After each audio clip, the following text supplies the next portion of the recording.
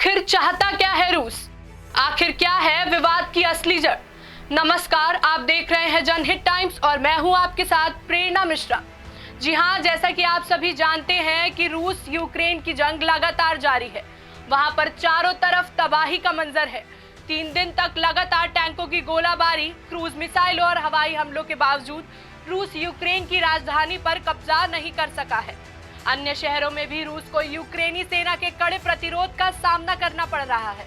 रविवार को यूक्रेन के खार्किव में एक गैस पाइपलाइन को उड़ा दिया गया है।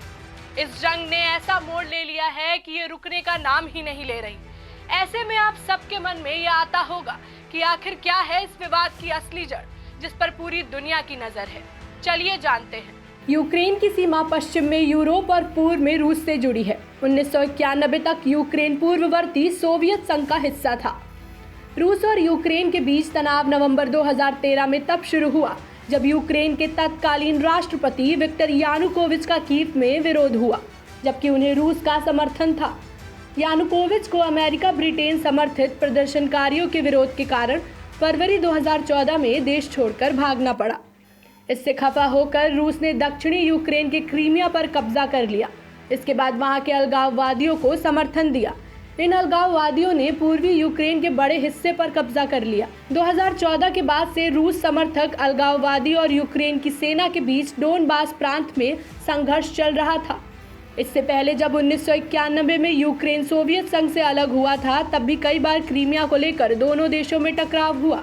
2014 के बाद रूस व यूक्रेन में लगातार तनाव व टकराव को रोकने व शांति कायम कराने के लिए पश्चिमी देशों ने पहल की। फ्रांस और जर्मनी ने 2015 में बेलारूस की राजधानी मिन्स्क में दोनों के बीच शांति व संघर्ष विराम का समझौता कराया। यूक्रेन ने नाटो से करीबी व दोस्ती गांठना शुरू किया। यूक्रेन का नाटो से अच्छे रिश्ते हैं।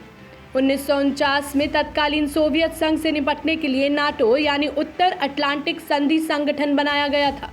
यूक्रेन की नाटो से करीबी रूस को नागवार गुजरने लगी।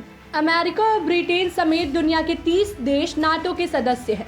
यदि कोई देश किसी तीसरे देश पर हमला करता है तो नाटो के सभी सदस्य देश एकजुट होकर उसका मुकाबला करते हैं। रूस चाहता है कि नाटो अपना विस्तार ना करे। वहीं राष्ट्रपति पुतिन इसी मांग को लेकर यूक्रेन व पश्चिमी देशों पर दबाव डाल रहे थे। आखिरकार रूस ने अमेरिका व अन्य देशों की पाबंदियां की परवाह किए बगैर गुरुवार को यूक्रेन पर हमला बोल दिया। अब तक तो नाटो, अमेरिका व किसी अन्य देश ने यूक्रेन के समर्थन में जंग में कूदने का ऐलान नहीं किया है। वे यूक्रेन की परोक्ष मदद कर रहे हैं। ऐसे में कहना मुश्किल है कि ये जंग क्या मोड़ लेगी। लेकिन यूरोप के देशों या अमेरिका ने रूस के खिलाफ कोई सैन्य कार्रवाई की तो समूची दुनिया के लिए मुसीबत पैदा हो सकती है। ऐसी ही तमाम जरूरी खबरों के लिए हमारे साथ जुड़े रहे और देखते रहे जनहित टाइम्स।